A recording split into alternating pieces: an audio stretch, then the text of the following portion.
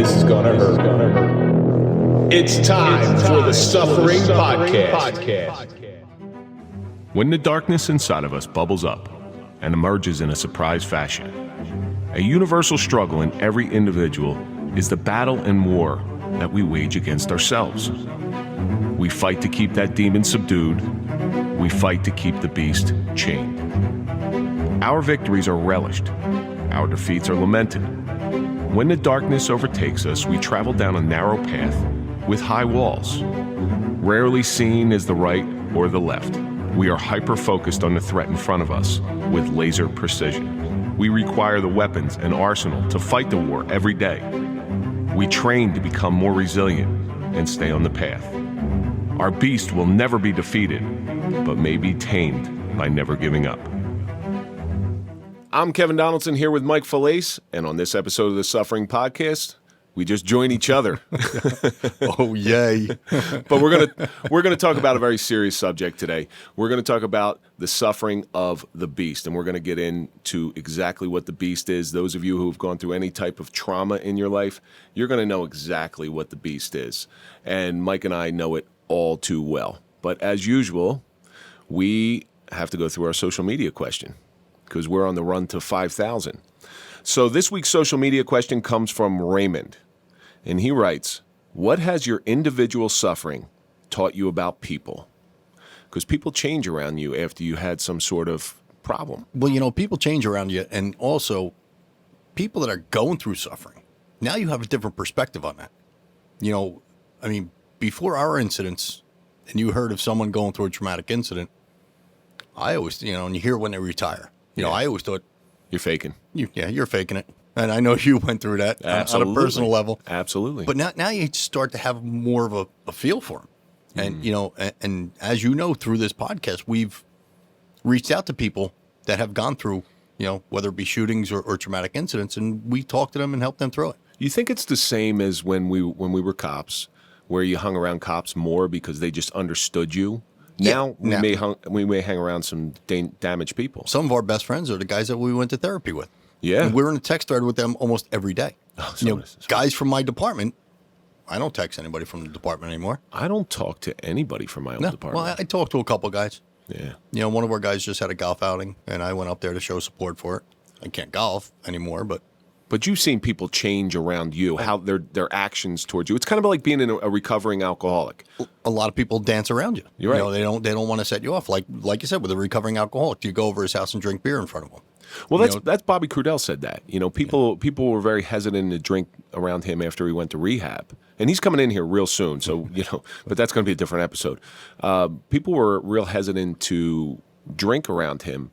And he's like, well, by you doing that, now you're making me feel uncomfortable. Did you feel that people avoided you? A lot of people did. A lot of people did. But what did it, I see both sides of it. Okay, Absolutely. I see both sides of it because there are people who reached out to me that I didn't answer the phone. And then there's people who I thought would reach out that never called. But, and I got kind of mad at it. But being removed so far from it, what the hell are they going to say? Exactly. And, and a lot of people did come up to me months later and say, I didn't know what to say to you. Yeah. Because, like I said before, our incident, we didn't know what to say to people either. No, you have no perspective on it. I could honestly say in my career, I've never reached out to someone who went through that traumatic of an incident to see how they were doing. Because I didn't know what to say. I didn't know what they were feeling. I didn't, until we got a hard-earned education on it. Yeah, I didn't know what those feelings were about. Some of those life lessons seem to slap you right across the face. Shit. Yeah. And across the ass and across the everywhere else on your body. And I will let go of something here. And I've never talked about this before. It's only me and you. Nobody else are listening. So go ahead. Yeah, there's nobody else listening. We're only on the verge of 5,000 subscribers for YouTube, but nobody's listening. I've never talked about this before. After my shooting, my family, my immediate family, not my wife and kids, my immediate family changed. My brother, who was also a police officer, you figure he would understand a little bit more. It got back to me that he had mentioned something that I was full of shit. You want to talk about hurt? Yeah. You want to talk about really, really hurt? And because of that, I haven't spoken to my brother after I've heard that. which is it's going on 8 years, 9 years. Yeah, people change. You never had a feeling to like reach out to them and talk it out and No, let them see what you're going through. And I can't. You say something like that about your own brother, that's saying something about you. I understand that, but there's the other side of it. Maybe he doesn't really know what you were going through. Like I said, that's why I never really approached people in the beginning.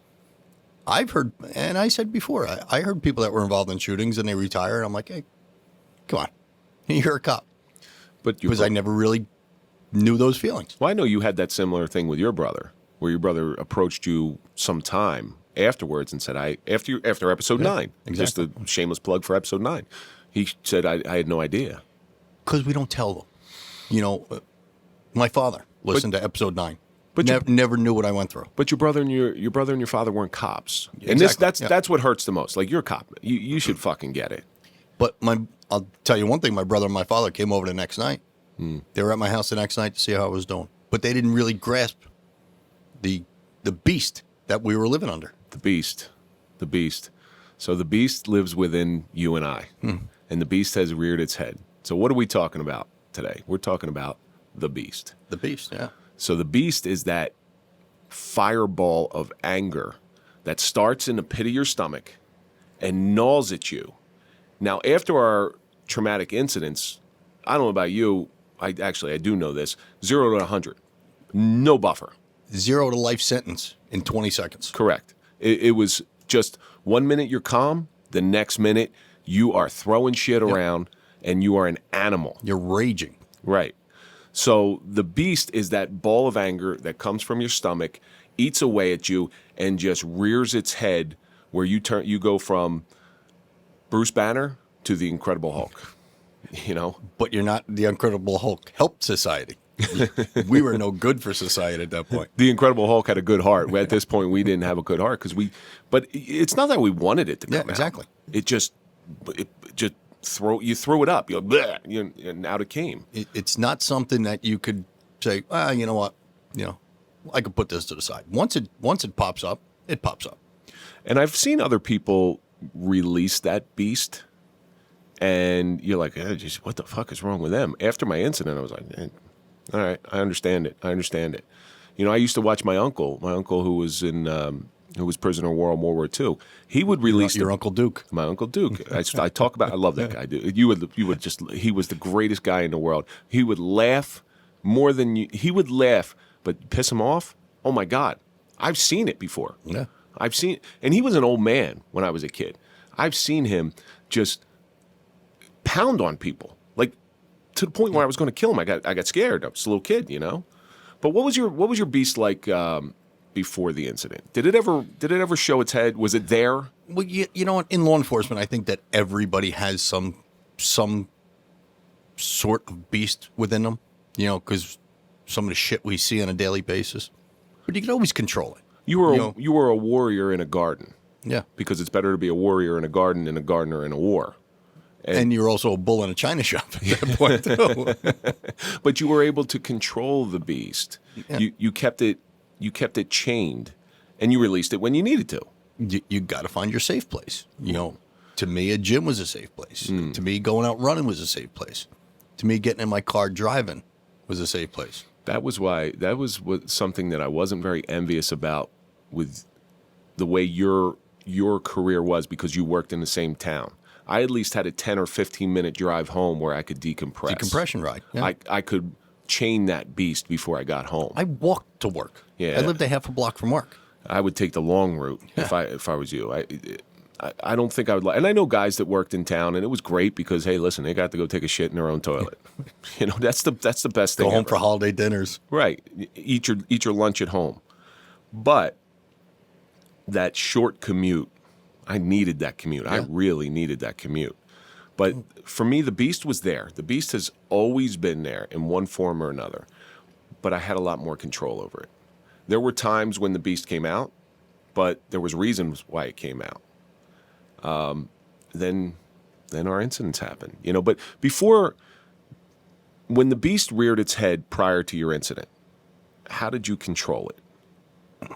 like I said, I kept a lot of it inside. You know, I'd isolate myself. You know, I'd go down to my basement and just put on a TV and just get myself away from everybody because I knew that if someone poked and prodded me, the beast is going to come out even more. You know, I got a lot of, oh, you're in that mood again. You know, which, hey, thanks. Thanks for your understanding. I think, like you, I was a gym guy, so the gym was my safe space. That ride home, like I said earlier, just going out, and I used to be a lot more social than I am now. I'm somewhat antisocial now. I was at that party for Mackie, your girlfriend, and I stood in the back. Like I was trying to be social. And you almost did the Irish goodbye too, but that I wanted to. I really did. Because you feel the anxiety coming up, and I would never hold that against you. It's like, you know, oh, Kevin's leaving. Yeah, I figured he would. Yeah. Yeah, I had to get out of there. I couldn't do it. Before we go any further, I forgot to mention Toyota of Hackensack. So Toyota of Hackensack has been very generous to us. They sort of help us pay for the show here.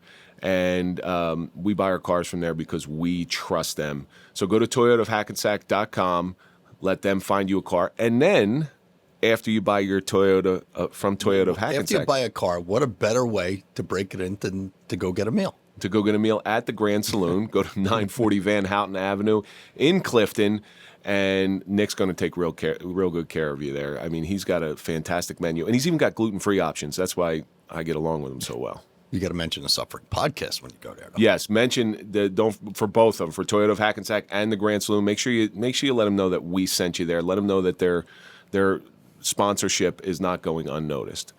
Well, I know you've talked to the people from Hackensack Toyota of Hackensack and Nick, and they have gotten a good response from us so far. Toyota of Hackensack is crushing it. They are crushing it. My father went and got a car there. I know.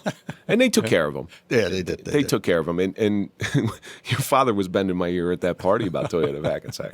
He's like, yeah, you know, I went in there and they didn't, I told them they sent me. And I said, yeah, I had to make a phone call. And once I made a phone call, it was okay. Well, you got to realize my father's like, I'm with, you know, Mike is my son from the podcast. The guy's like, what? The podcast. The podcast. The podcast. He's Italian. He's from Jersey City. So getting back to the beast, our incident happens. And now the whole game changes. Everything changes. People treat you different all around. Oh, yeah. You know, like I said, they dance around you. Or they're overly, I don't want to say protective of you, but, you know, they're right on top of you. You know, you okay? You need anything? Really don't. I know they had good intentions. You really don't want to talk about it. No, I mean, I woke up to about 50 phone calls because it was a midnight shift, and yours was a midnight shift as well. I woke up to about 50 phone calls. And, you know, I wasn't feeling any kind of way about it then, so I got back to as many as I could. It's like, you know, and you start just telling the same story over and over. It's like Prairie Fire, episode 9, Prairie Fire, episode 9. And you get tired of it. It's you just, like, you want a tape recorder and just hit play. You know, I mean, I'm sure it's the same thing with you. I mean, we haven't even talked to her. Now, of course, you got to get an attorney right away. Yeah. We hadn't talked to attorneys yet. You know, we didn't even have a debriefing on it yet. You know, people are calling, asking, hey, what's going on? You know, what happened?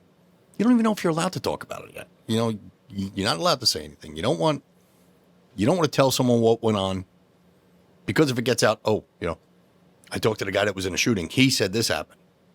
You know, and then you get the media coverage.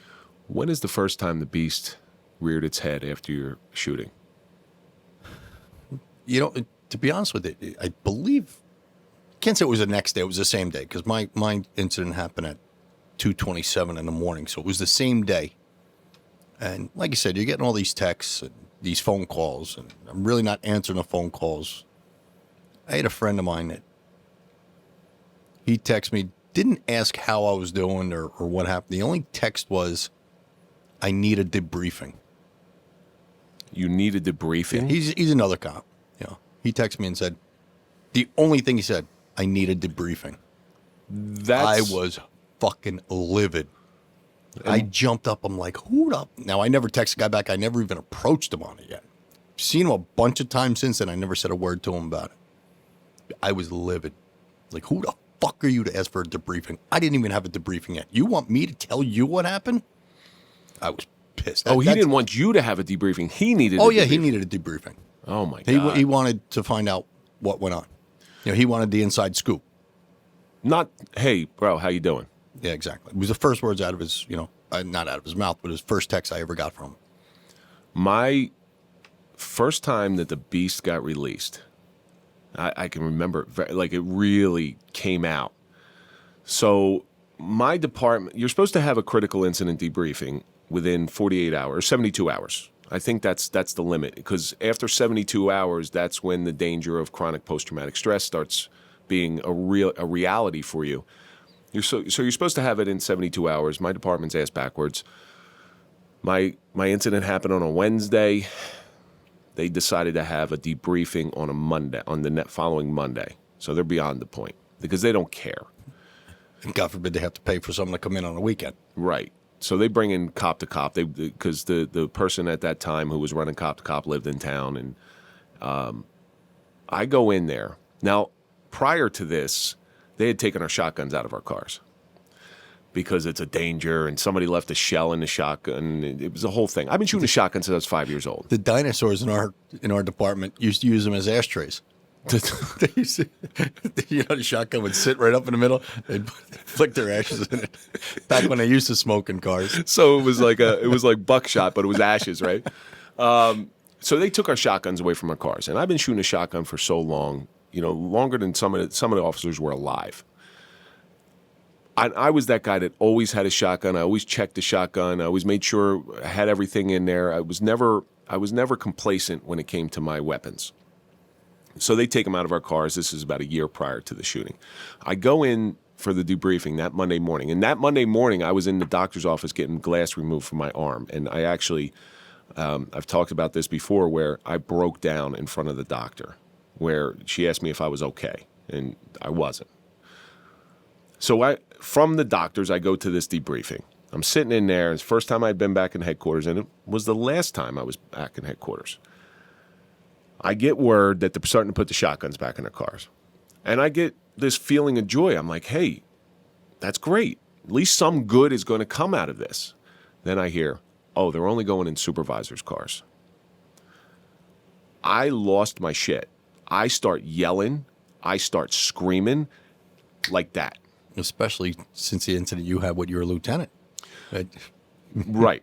So the lieutenant who ran away, he's going to get a shotgun in the car. A lot of good is going to be done with. He's on the phone trying to suck off administration.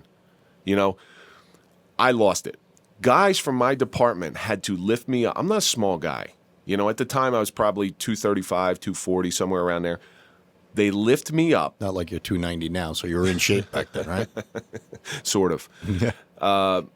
They have to lift me up and forcibly pull me downstairs because I was going to get charged. I was going to get charged. I was going to get charged for insubordination. I was going to get fired because I started yelling and screaming that bad. And that was the first time the Beast really reared its head.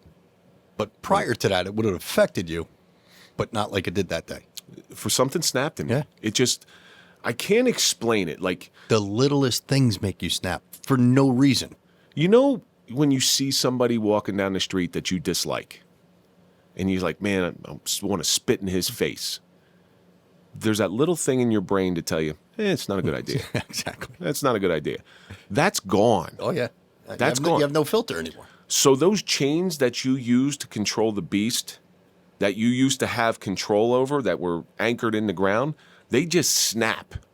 And you have no control over it. There's nothing that can cage. There's nothing that you can bring you down. I bet you the guys, and there was a bunch of guys surrounding me, protecting me from myself. Yeah. And if they weren't, I probably would have lost my job that day. Yeah, without a doubt. Yeah. And I mean, I was fine around guys from my department, my administration. You had a much more congenial relationship with your department than I had. I mean, you've said a lot of times you weren't very friendly with your administration. Very adversarial. My Chief O'Connor, the captains back then, Pat Devlin and John Valenti, they were always in my corner. I mean, they were right. Even the night of my incident, we went to the hospital. Well, before that, they took our uniforms from us. We got in civilian clothes. We went to the hospital. We came back. Pat Devlin, who I don't know if he was a lieutenant back then, but he was on the scene. And as soon as I got back to our command post, he just looked at me and said, "What do you need?" That's a great boss. Yeah. That's a great boss. What do you need? Didn't ask me if I was okay or anything like that. What do you need? Because you're not okay. Yeah. And anybody who's seen any And even type if he of asks shit, you if you're okay, you're going to say yes. of course, fine. How Yeah, are fine. you? Fine. I'm okay. I'm okay. And honestly, after my shooting, I thought I was okay until that day. And then things started, my life just started to unravel. But the beast reared its head in so many different fashions. One of the ways, and this will just give you a window into how bad it got in my household. My poor wife, and thankfully she's still with me. I don't know why. I don't know how. I don't know why either. You outkicked your covers, but go ahead. Right by my kitchen, there was a cupboard that we used to keep cereal and pasta and stuff like that. It was like a food pantry type of thing. I went in there for something, and something was out of place. And I lived in a bi-level, so there's stairs right by it. Everything in that closet, and I mean everything in that closet, including the shelving, went down the stairs and ripped it right out. I didn't go pick it up.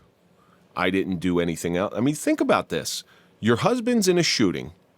He's exhibiting this behavior, and this is not the first time he's exhibiting this behavior. And he just takes for something being out of place. That's how bad it is. Yeah. You know how when you get aggravated at something, when you get so aggravated at home, and you just you do one of those. Everybody out there knows that one. That's the normal reaction. It doesn't stop at for us. It's boom down the stairs. Cereal, pasta, baby food, formula everywhere on the ground, everywhere. And I just walk out of the house like a jerk off. Yeah. And how does a spouse deal with that? Well, listen, they could either be understanding or go in the opposite direction. They could. I mean, yeah. I know people who went in the opposite direction and did nothing but poke and prod and make the matter fucking worse. Yeah. But what's a right reaction to something like that? How if your spouse was going through something similar, and I guess it's different, male, female. I hate this, but it's different. I'm sure. If you were put into your spouse's position and you were witnesses, what react? There's nothing that's going to stop you, but what reaction do you think would be appropriate? And I often thought about that. I don't think they're. I mean, do you give a sympathetic ear? What do you say to them? Hey, you want to talk about something? Because you don't. There's not much you can do. It's just let them be. You don't want to encourage bad behavior. Yeah, And that's bad behavior. it's not. But is it? It's not encouraging, but is it accepting the bad behavior because they know what you went through?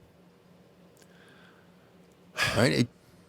I don't want to say it goes with the territory, but really it goes with the territory. This is going to sound really, and I hate to use this word because, sorry, Mark, sorry, Nick, it's going to sound really gay. Okay? For me, I think the best reaction that my spouse could have given at the time was just to come over and just some comfort, a hug. Sympathetic ear, like I said. Let's not talk. Yeah. Let's not talk. Let's Sympathetic shoulder. a shoulder to cry on, and let you really break down. Because bottom line is, when you're in that place, you feel out of control. You feel unsafe. Alone. I mean, you are out in the middle of the desert with no food, no water, and nothing else in sight. You don't know what the hell you're going to do. You just want to dig a hole and bury yourself. So, spouses out there, it's a tough situation because I just think the right way to react is make them feel safe. Make them feel loved. Make them feel that they're not alone. You may not be successful every time. By them getting mad, only makes you madder. Oh, it just escalates the situation. Well, like you said, and thank you, Drew. You've been emasculated at that point. Oh, yeah. Like I said, I had my uniform taken from me in our command post. My gun taken from me. Your second penis. Yeah, your penile extension. Now you don't know if you have your job anymore. Everything's up in the air. Everything changes. Everything changes. And change is very scary. Oh yeah, yeah. Especially, when you're in a career that you love doing. Now you don't know if that career is going to be there anymore. Right. You don't know if you're going to be effectively able. Even if you do keep your career, are you going to be effective in your career? Is it going to change you forever? Both legally and in your performance. Yeah. In the case of you, I mean, it was different with me, but in the case of your shooting, there was legal issues. Oh yeah. There was ability issues. There was mental faculty issues. So there was a myriad of different things. Like we said, going back to a debriefing. You know what my debriefing was? We talked about it in the command post a little bit that night. That day, like I said, mine happened at 2:27 in the morning. So the rest of that day, we really didn't do anything. The following day, mine was September 16th at 2:27 in the morning. So the 16th, I had nothing to do all day. The 17th, we went and met with our attorney. The 18th, we had to go to state police, Totowa, and give our statements. The 18th was the day that my department scheduled cop to cop to come in. So I go up, I give my statement. I come back to my department. Guys from cop to cop were walking out already. I missed the whole cop to cop issue. And, I saw them in the parking lot. They gave me their cards and they said, if you need anything, call us. And that was it. Damn. Went up to my chief's office and sat down and talked to him. And like I said, it was like I can't get on my department because mine was the first fatal police shooting in department history. So they really didn't know what to do. They had to learn from that. Mine, ours wasn't fatal. He was shot, but he wasn't killed. We did have a fatal prior to that. And again, we worked in small suburban departments. It's not like the movies where people are getting shot and killed all the time. It doesn't work like that. But there are critical incidents. What was the worst you think that the beast came out of you? What was the worst time, if you had to recollect one of them? Well, there are times, and listen, the beast could always rear its head, rear its ugly head. It probably wasn't like right then, but like a few years later, when my son got into my face in my house about something, and I snapped. I told him, get the fuck out of my face. I said, I'll knock your teeth down your throat. I said, nobody gets in my face in my house. It was my own son. It hurts me to this day. I didn't want to do it. I didn't mean to do it. But, like you said before, we went from to rage. Did it ever happen with your wife? Your ex-wife? The arguments were a lot worse after that. What I'm saying is that incident with your son, was there ever anything similar with your ex-wife? Oh, we've had a lot of, screaming and yelling matches after that, which we did have arguments before, don't get me wrong, but the arguments just got worse and worse. I never really, I would never lift a hand to any of them, but there were times where I just stormed out of the house and just went out and got myself a hotel room. I just had to get out of there. The reason I'm bringing that up is because my wife and I have had similar arguments. Because my worst is very similar to you, except my son was 3 years old. We had similar arguments where things got really superheated. But those aren't the ones that affected me the most. That's not the worst of the beast. When it should be on par, but for some reason it's not.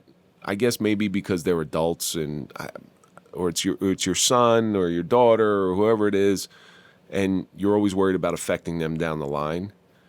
But I think it's a big mistake on our part. Well, yeah, without a doubt. To not seeing the damage that we did to our spouses. Like you said, it's not the main reason, that I got divorced, but it's definitely a reason because I wasn't the same person anymore. No, you're different. You're different. And, it wasn't bad luck that you were there, by the way. Yeah. It wasn't bad luck. You were there. You needed to be there for whatever reason, whatever purpose, and only you can say whether you believe in God and say God put you there or you were there for a reason. You were in the right place at the right time. I say that about myself. My worst, I punched holes in walls. I broke about every bedroom door with a fist. I threw chairs across the kitchen. That one was bad. I picked a chair up. We had bar stool, like not bar, but bar height chairs, and I picked it up and I threw it right across. Broke the chair in a million pieces. I've broken lamps. I've thrown remotes at my wife. I've spit at my wife. I've called her every name in the book. And this is going to sound really horrible, but they were bad. They were bad, and they affected me, but never as bad. And I've told this one before. My son, shortly after the shooting, pointed a toy gun at me, and I lost it. I grabbed the gun. You know that maneuver where somebody's pointing a gun, you flip it around? I did that to him. Like Trading kicks right in. Instinct. Snapped it in two, threw it in the garbage, and went and lived in the woods for 3 days. Because I recognized if I don't get out of here, the beast is going to continue to grow. That's what I said. Well, I wouldn't go live in the woods. That's why I went and stayed in a hotel overnight. I'm too cheap to go stay in a hotel. That's the bottom line. I'm just way too cheap. Put on a family credit card. Yeah. But the beast comes out in all different ways and all different fashions. And it doesn't even have to be a police-involved incident. Like if I could theorize, if a woman goes through a traumatic incident like a rape or something, well, the next guy that she gets close to, or her husband, he's in for it. He's in for it. I mean, she's going to get triggered like that, and it's going to be done. There's, like I said, God forbid a woman ever gets raped. She has that trauma from that. And now she's with her partner, and one thing leads to another, and they start having consensual sex. Could be a trigger in there that sets her up. It could happen to a guy too. I'm just saying, a woman could get that trigger also and take it out on her partner. And perpetuate the violence that she incurred. Yeah. Yeah. Well, I mean, even someone who gets robbed, like, you get held up at gunpoint on the street or something like that. That person's going to go, they're going to have issues also. And the next time they see somebody that even remotely looks like them, their stuff's, they're grabbing onto their wallet. They're making sure everything's there. Or they're shying away from everything. Maybe even running to the other side of the street. Unfortunately, it's wrongly viewed as, a lot of the time, it's wrongly viewed as racist or discriminatory against certain, when not really. Maybe they have some sort of past trauma. Yeah. But that's the bottom line is we all don't know what is going to trigger that beast, what's going to bring that beast out, because we don't know each other. And it could be nothing. Yeah. It could be nothing that triggers it. It's just you feel that mood start coming on, and you just got to get through that mood and get to the other side. At those worst times that you talked about, especially going back to that incident with your son, you said you went out and you got a hotel room? Yeah, I believe I did that night. All right. So did it calm down? How long did it take to calm down and recage that beast? Probably about a 12-pack. Yeah. A few Klonopin, some 12-pack. And that's not the right answer either. No, because it's just numbing it. It's just numbing it. You're prolonging the agony. You're dulling the pain. Now the next thing you're going to wake up the next morning with the same pain and a hangover. And now you got double shit. Yeah. Which makes it even worse. Yeah. Now you got to go home with your tail between your legs, half hungover.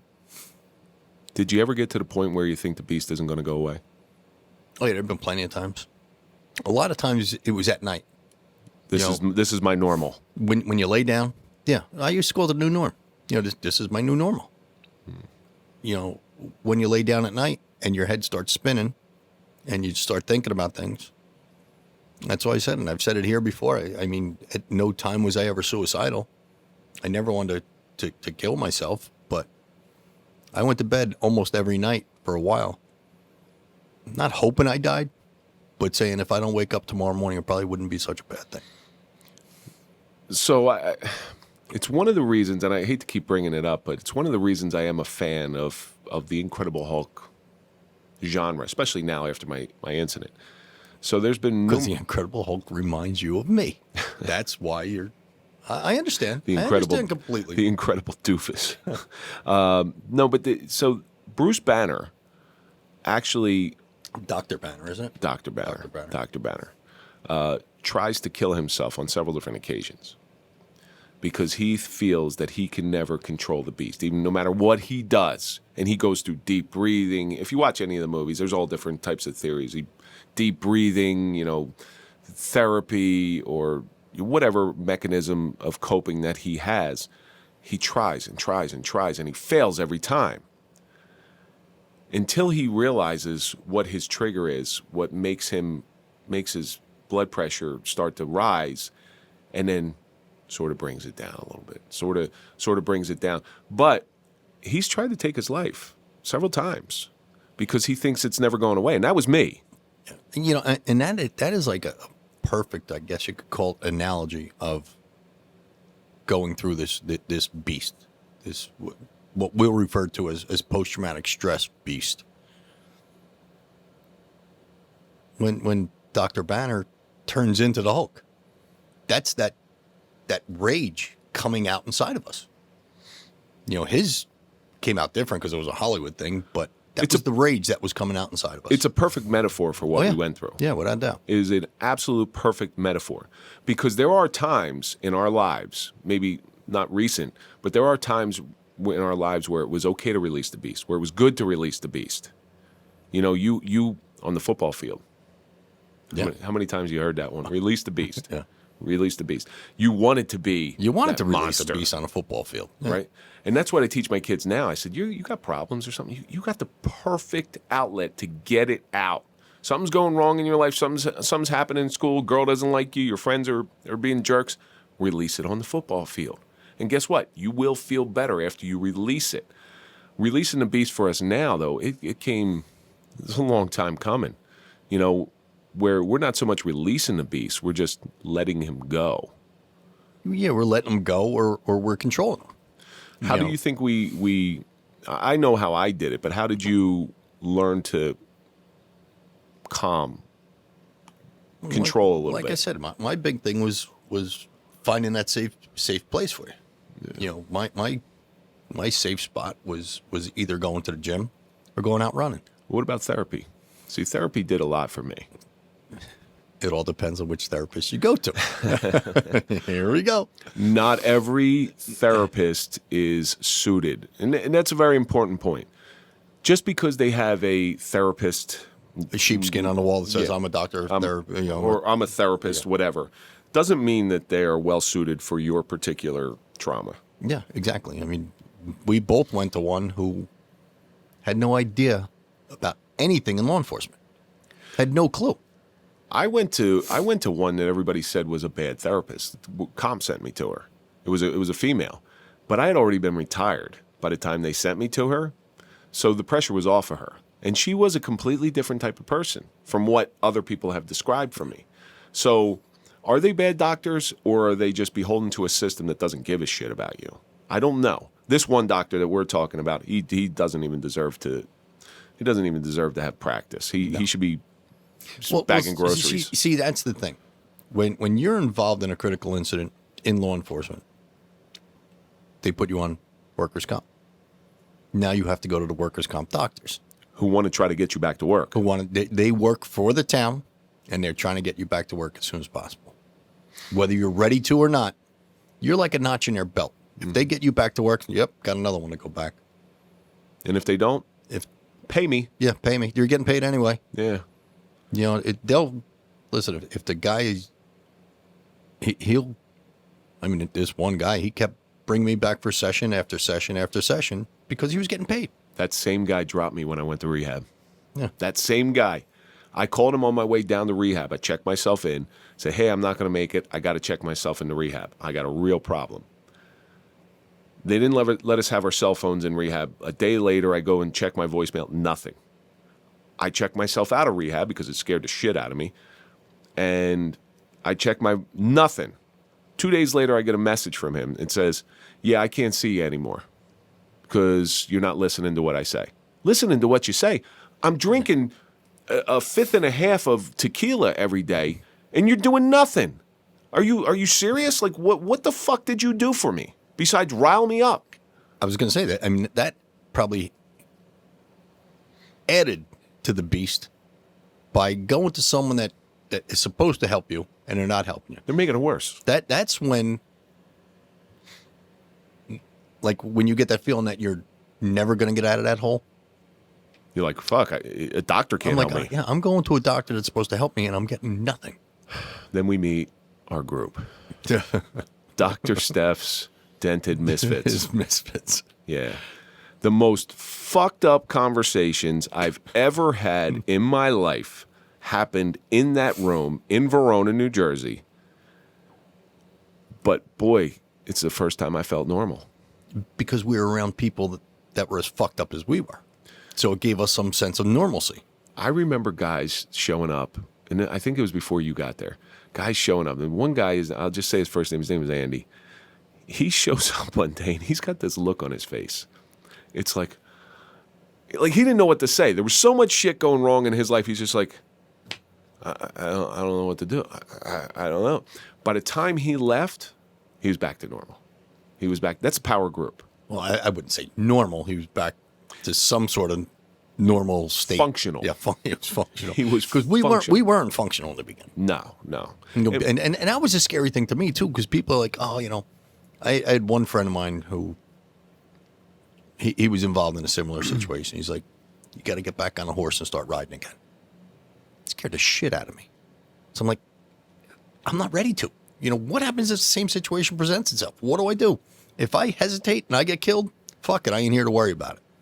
If I hesitate and someone else gets killed, I'm not ringing a doorbell saying I fucked up and daddy's dead. It scared the shit out of me. And it just so happened, 6 months later, if I was back to work, 6 months later, we had the second shooting in Lyndhurst history, and it was going to be my squad that was working. I could have been involved in 2 shootings in 6 months. Do you ever have nightmares about going back? Oh yeah, I still do. Yeah, I do too. Still do. Or I'm going back to work for the first day. That trepidation you have going to any job for the first day. That's the nightmares I get back now. I had nightmares where I was involved in another shooting again, and it wasn't really a clean shooting. Did you ever have dreams about the beast? No, not really. It's just, like I said, my nightmares really just consisted of not being able to do something. Like I said, we talked about, how many times did you have a dream that you were in a shooting and the bullet just fell out of the gun? Mm-hmm. Like you see on the cartoons all the time, or the bang flag comes out. And that's when you wake up in a cold sweat. My sheets, I've never washed my sheets that many times in my life. Yeah, you've never washed your sheets. I don't have to wash them. But I had a dream like that. I had a dream like that where I started feeling that rage, and I just started getting angry, and there was people holding me back. And it's very, like, if I'm looking at it now, it's very metaphorical. People were holding me back, and the veins are popping out of your neck. You're just screaming, "Let me go, you son of a bitch." And they're holding, and I can't, you know that feeling. Like, you can't move because they're holding you back. And all you want to do is just go and explode. But those people, what I realize now is those people holding me back are the ones that saved me from killing somebody. I had a dream just the other night that my arms were, I don't remember all my dreams, but I remember my arms were stuck and I couldn't get out. I'm just picturing you with your arms stuck. Yeah, I forget what they were stuck in, but it was like I couldn't get them out. And I kept fighting, and I'm like shaking. I'm trying to fight.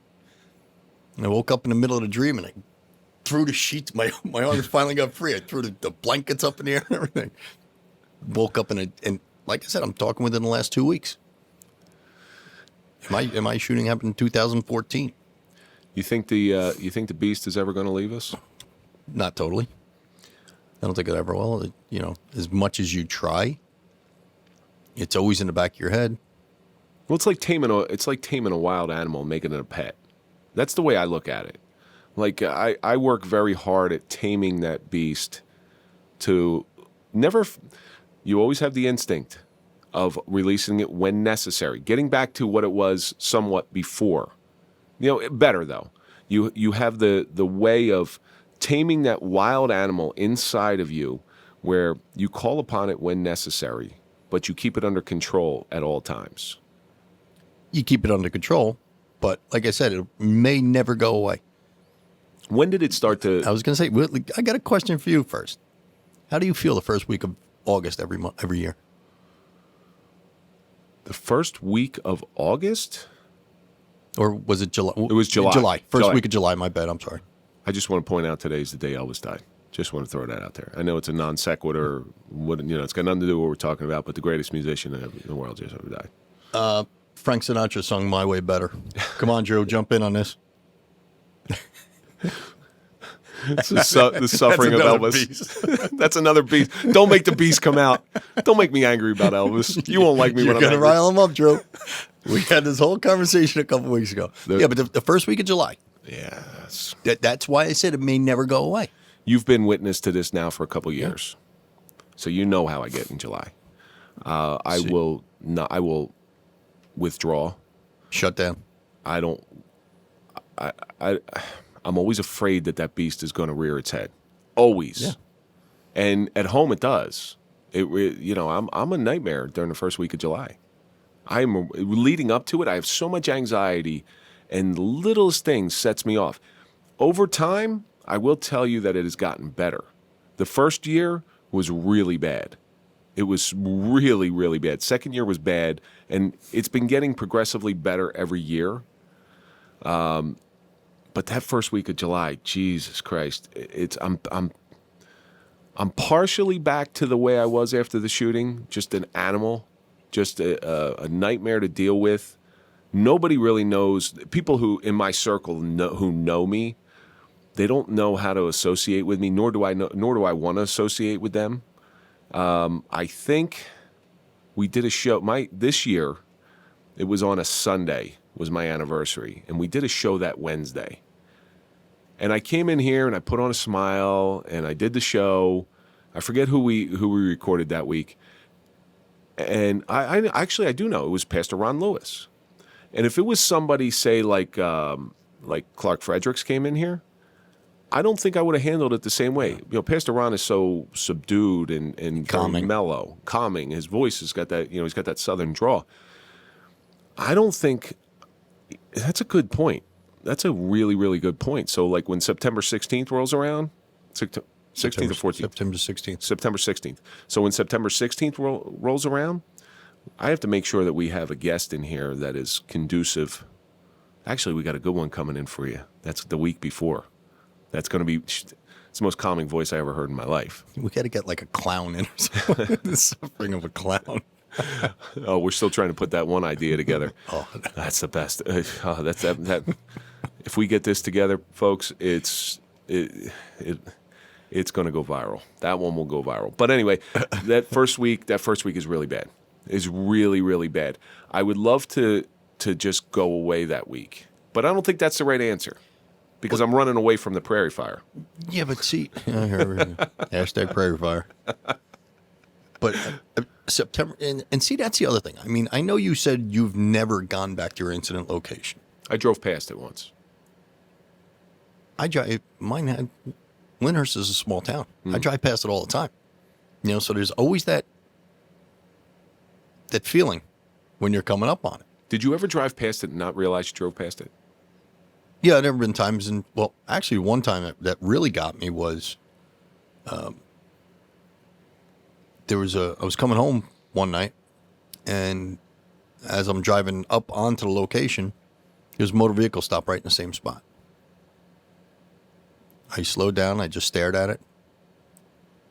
I drove about 2 blocks and pulled over. I had a hard time catching my breath. And that was a year ago. Really? So we're talking 2014 to now, and you're still feeling it. That's why I said I don't think the beast will ever be fully gone. It's how you internalize it. It's how you take that and compartmentalize internalize, and just keep moving on? I have heard through the grapevine people who have spoken to the victim who was held at gunpoint during my shooting, that she was overly grateful, and she actually wanted to reach out and say thank you. Do you know I turned it down? Really? It was too fresh when it happened.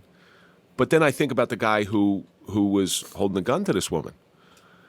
His beast got to the best of him. I mean, I look at it now. he really unleashed the beast that night. He did.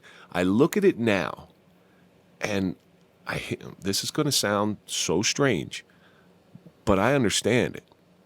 I understand that the lack of control that you have when you're so emotionally involved in something, whether it's a woman, whether it's an incident, whether it's your children, whatever it is.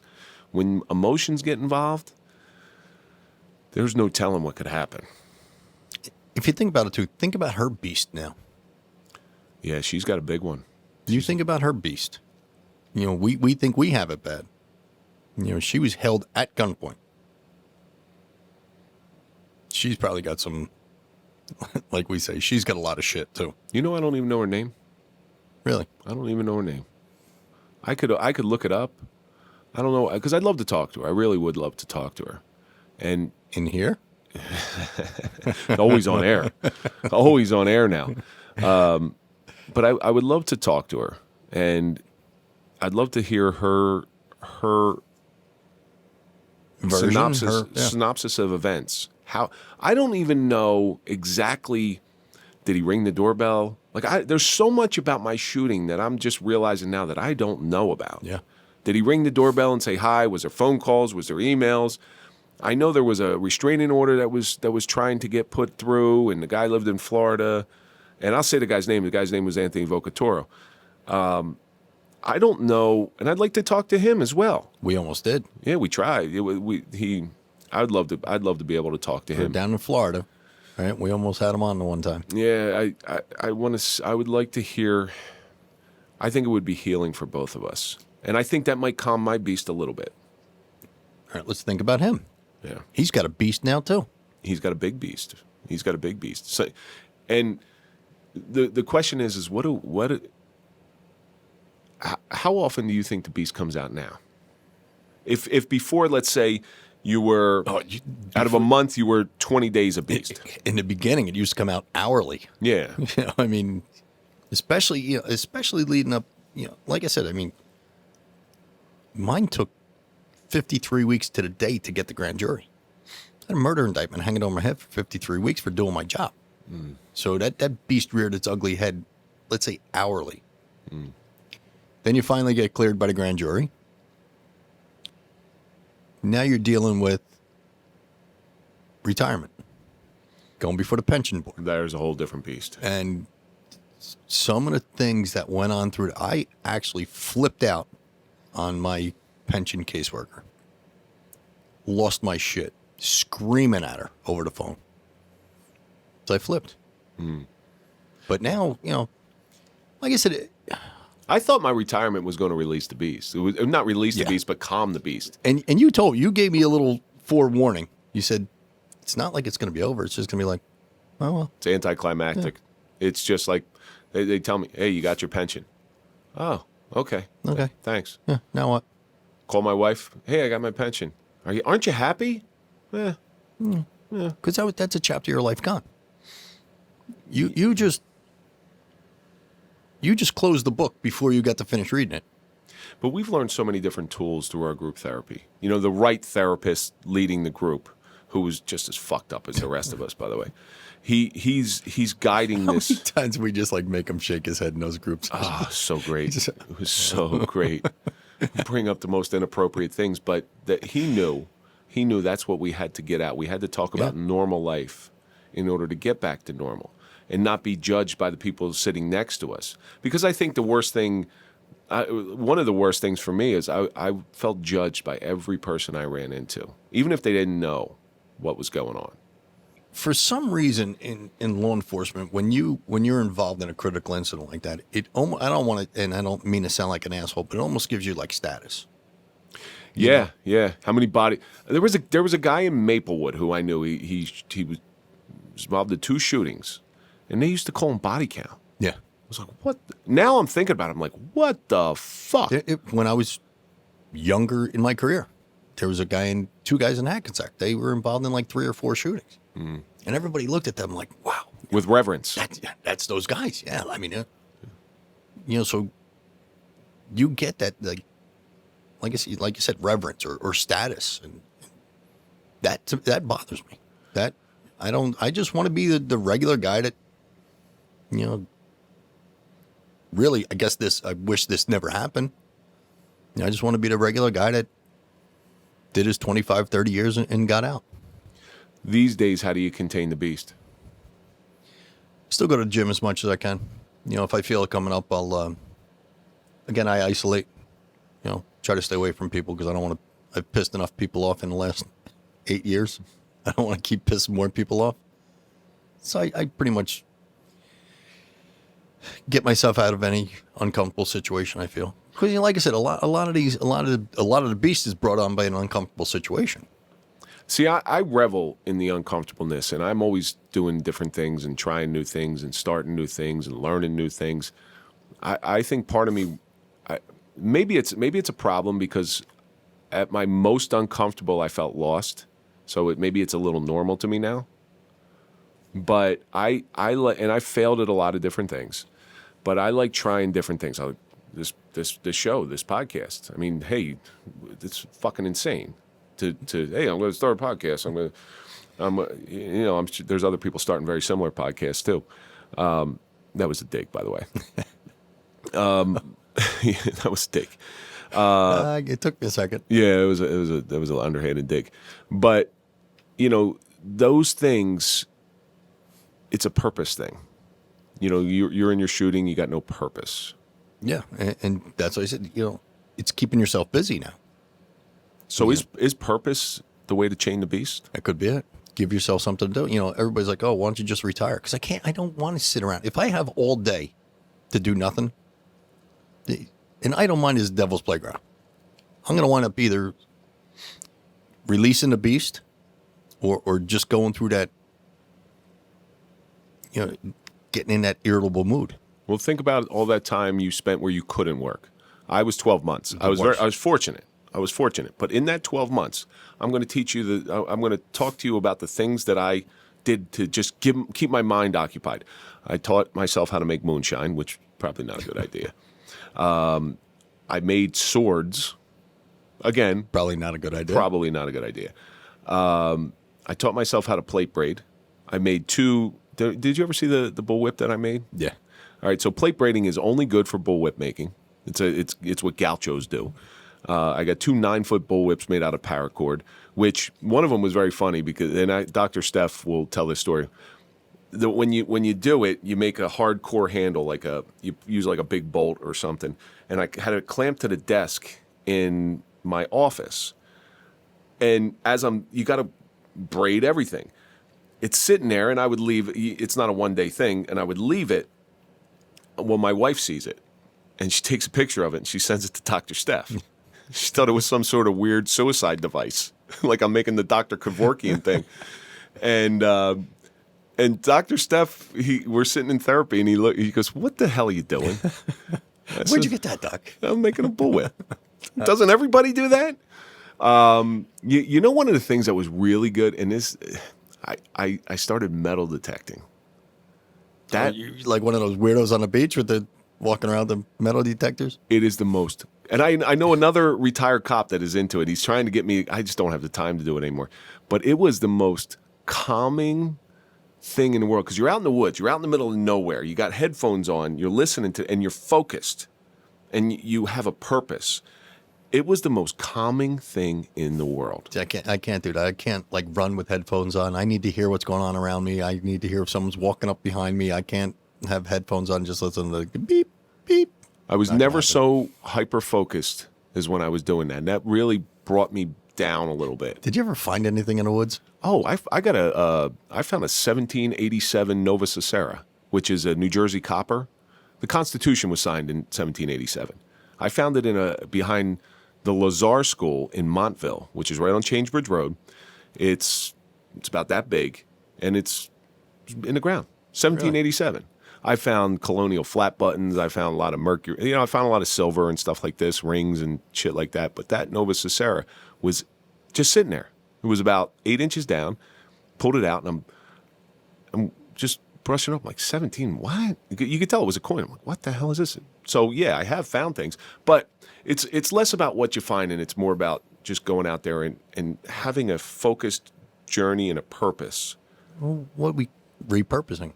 So you take something and repurpose it. I think purpose is the way we cage that beast. The beast's kryptonite. Yeah, I think purpose, because lack of purpose, that's when the beast comes out, when you're out of control. Mine, it really hit me at night when I was laying down going to bed. Because now you got nothing to do. You're just laying there. You can't sleep. That's one thing with post-traumatic stress. You have a hard time falling asleep. Then your mind starts racing. Now you're laying there sometimes for hours on end. And you finally fall asleep. You only get 2 or 3 hours of sleep. Now you wake up the next morning and you're in that mood again because you didn't sleep well. And yeah, but I think you're right. I think purpose is the way to. So we've gone through this. We've looked the beast in the eye many, many times. Still do. We do from time to time. I think we have a little bit better grasp of it because we recognize them a little bit better. But see, are we like gluttons for punishment? Yeah. Doing this show. Seeing the beast. Seeing the beast. Other people's beast. Mm-hmm. On a weekly basis. But it's purpose. It's purpose, and it's helping them, which in turn helps us. A lot of times when I develop the outlines for these shows, I sort of know where it's going. This was one that we sort of developed on the fly, and I really didn't know where it's going. But we didn't really even go off of this list that much. It gave us a little bit of... But we could sit here and talk for hours about the beast because, again, we've looked the beast square in the eyes. We've battled the beast. I battled it for the past 9 years. You've battled it for, the past 8 years? 8 years. So we're very familiar with him. You've looked the beast in the eye. What do you think it's taught you, that suffering? If you let the beast be bigger than you, then he's going to be bigger than you. Mm. You have to be bigger than that beast and learn how to control it. And it's just like you get a big dog, like let's just say a Rottweiler. If you let that Rottweiler run all over, he's going to eat you up. You learn how to train the Rottweiler, learn how to take care of the Rottweiler, befriend the Rottweiler. So maybe that's it. Befriend the beast. Because the Rottweiler is going to be there with you for the next X amount of years. So you know the beast is going to be there. I like that. Befriend the beast. I'm going to have to write that one down. I may use that one. # befriend the beast. There you go. We're all about hashtagging stuff. Hey, Drew, that's another good one I came up with. All by myself. For me, it's taming the beast. It's looking that beast in the eye and containing him. But I have to go back to this. The thing, what this suffering has taught me is purpose. Is, like you said, the beast's kryptonite. And when I feel like my life is without purpose, that's when the beast starts rearing its ugly head. But I don't ever want the beast to get the better of me again. I said be bigger than the beast. Yeah. So I'd be bigger than the beast. I like that one. So let's end it on a high note anyway. the Mel Brooks high note. But to anybody out there, if you're going through this, you can get through it. It's not easy. It's not fun. But just keep some purpose in your life. Start a podcast kind of like, But now we bring the beast out for exhibit. That's what we do. We bring the beast on exhibit because we've befriended him. We know who he is now. We know exactly who he is. Well, he's in here every week, so we better know who he is. And that's going to do it for this episode of the Suffering Podcast, the suffering of the beast. And let's think about all the stuff that we learned today. You don't have to understand trauma to be empathetic. We are right where we need to be at all times. Learn how to wrangle the beast and befriend the beast. But most importantly, and I'm going to say it's most important because it's something I keep. Of course. Purpose may chain the beast. That's going to do it for this episode of the Suffering Podcast, The Suffering of the Beast. Follow us on Instagram, Facebook, and Twitter. Follow Mike at Mike_Failace. Follow me at Real Kevin Donaldson. And, of course, follow the Suffering Podcast. If you like our content, don't forget, subscribe, hit the bell. Let's get to that 5,000 mark. And we're going to see you on the next episode of Suffering Podcast. #befriend the beast.